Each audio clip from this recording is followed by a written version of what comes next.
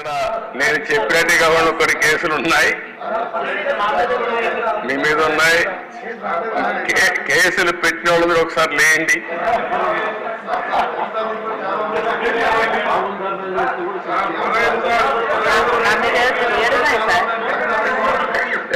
చూసారా దేశ 7 కేసులు ఉన్నాయి.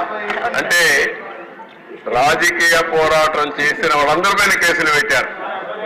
అంటే ఇంకెప్పటికీ బయట రాకూడదు అనుకున్నారు, కానీ నేరుగా ప్రజలు ఆలోచించి అసెంబ్లీ పంపించారు అధ్యక్ష అందరినీ. మెజారిటీ మీరు చూశారు. ఆనాటి పాలనలో మనందరూ బాధితులే అసెంబ్లీ నుండి అందరూ. Thank you.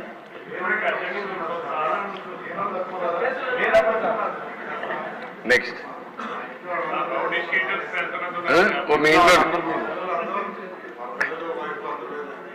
నారాయణ గారు చెప్పినట్టు ఇది నేను చెప్పింది వాళ్ళ పేర్లే ఎక్కువ టైం అవుతుంది చెప్పలేకపోయాను, కానీ ఇంట్లో ఉంటే మన పెళ్ళిళ్ళు పిలిచేవాళ్ళం కుటుంబ సమేతంగా. ఇప్పుడు కుటుంబ పరివారం అందరిపైన కేసులు పెట్టారు. సపరివారం అందరి మీద ఒకరిద్దరు కాకుండా అందరిపైన కేసులు.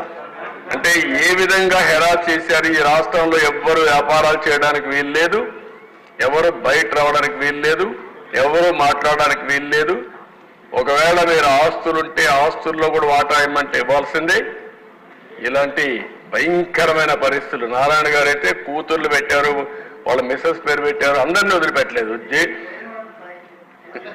లేని వాళ్ళు చాలా మంది తక్కువ ఉన్నారు. ఇక్కడ 20 కేసులు ఉన్నాయి.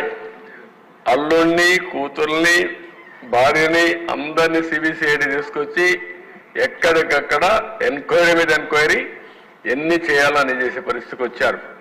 ఇప్పుడే ఒక చంద్రమోహన్ రెడ్డి గారు చెప్తున్నారు, కేసులు లేని వాళ్ళు పుణ్యాత్ములు, వాళ్ళకు బోనస్ అది ఎవరున్నారు పైకి లేవు ఒకసారి చూపించడానికి.